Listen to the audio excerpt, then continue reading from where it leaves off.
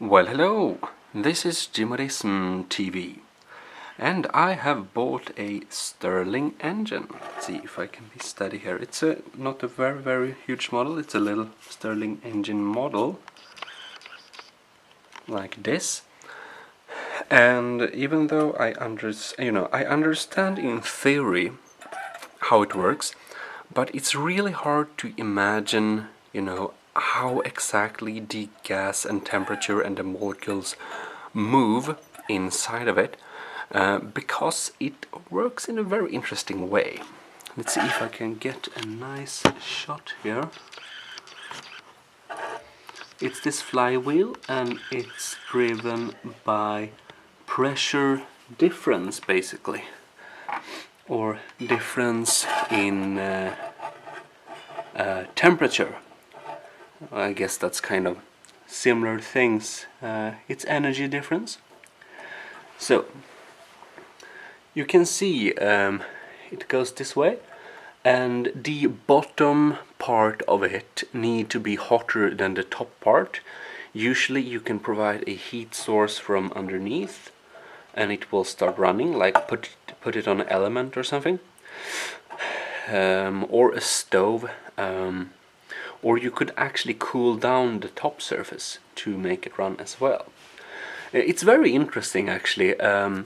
They use these engines in what is it?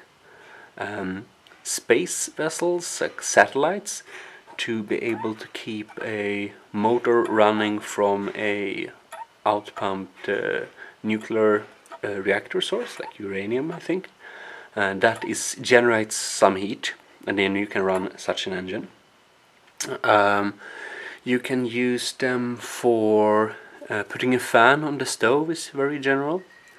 You can use them for lots of things, but the thing is, the bottom here gets heated up and the air pressure increases.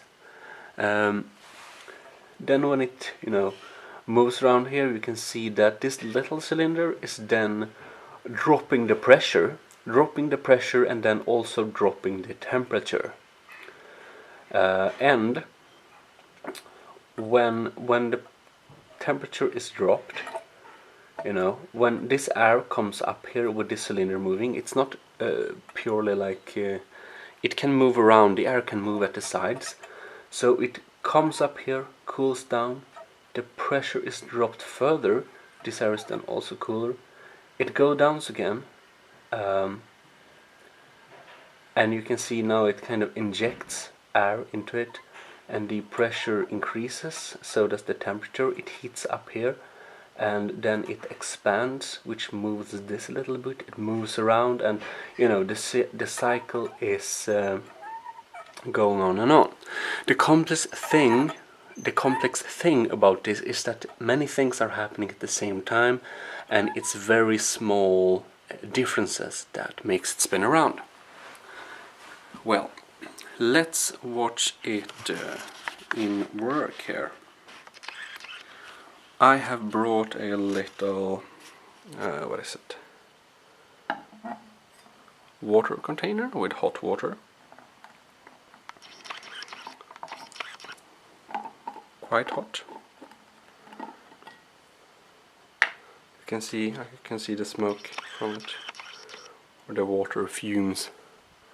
And just take the engine and place it on top, kind of in the middle.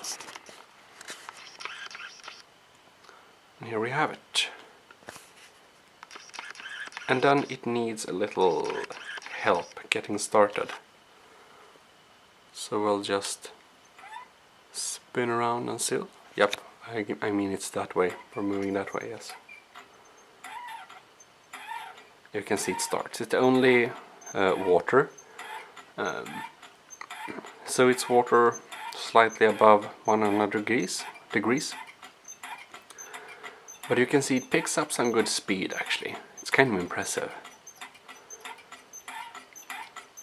And as I said, like in theory, it's not hard to understand. But if you try to actually understand the molecules themselves, like the gas moving, it gets a little bit confusing with the air gets heated and cooled down and the pressure shifts in such a fast way.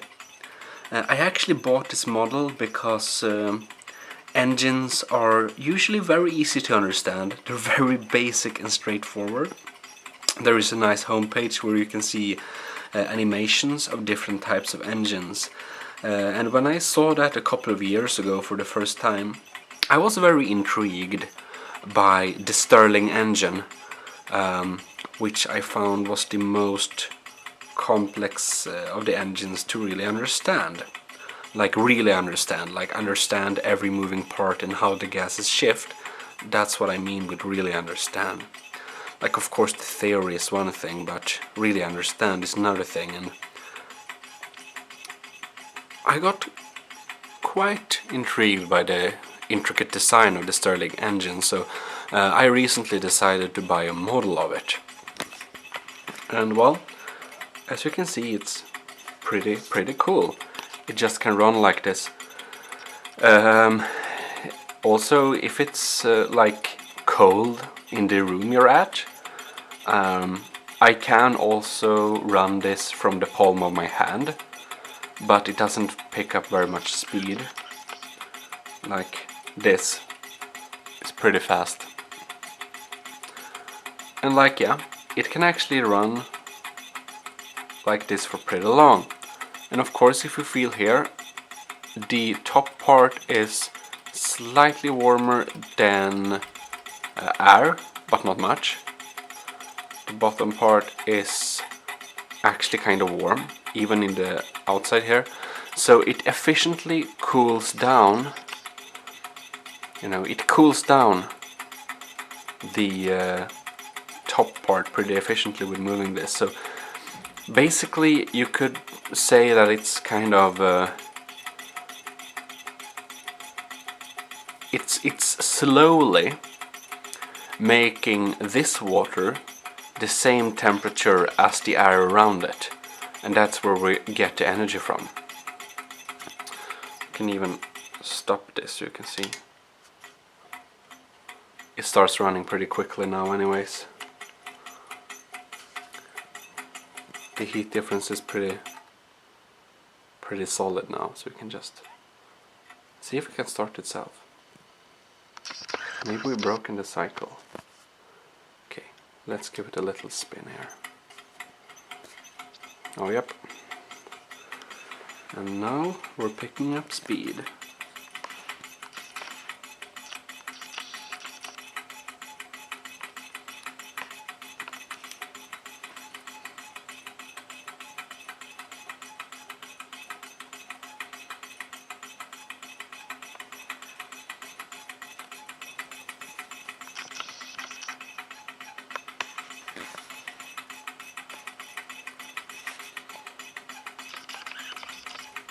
Yep, so I guess that's a Stirling engine for you. Well, I hope you've enjoyed this little video, and well, subscribe for future more interesting videos and check around the already existing. We'll watch the engine spin for a few rounds, but from here on, I will say, Jimmyism, Total Nerdy Channel, signing out. Oh wait. It's Jimmyism TV. I forget. That's my other channel. Yes, Jimmyism TV signing out.